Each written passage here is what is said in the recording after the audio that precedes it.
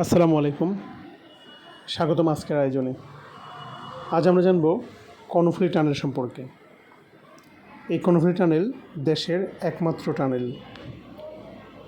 কর্ণফুলী টানেলটি বাংলাদেশের চট্টগ্রামের কর্ণফুলী নদীর নিচে অবস্থিত একটি সড়ক সুড়ঙ্গ। 2023 সালের 28 অক্টোবর এই সুড়ঙ্গ পথটি উদ্বোধন করা হয়।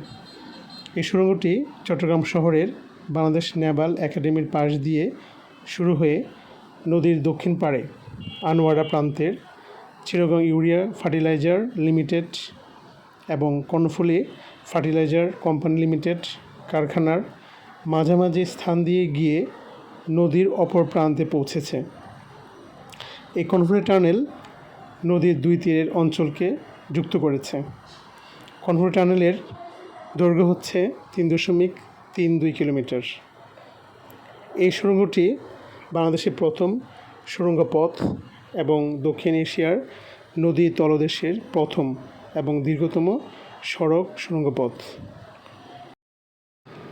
কর্ণফুলী টানেলটি কর্ণফুলী নদীর মধ্যভাগে 150 ফুট গভীরে অবস্থিত। এই টানেল দিয়ে প্রতিনিয়ত বিভিন্ন যানবাহন চলাফেরা করে। দুই পাড়ের সংযোজক একটি টানেল কর্ণফুলী টানেল। দেশের প্রথম এবং একমাত্র টানেল কর্ণফুলী টানেল।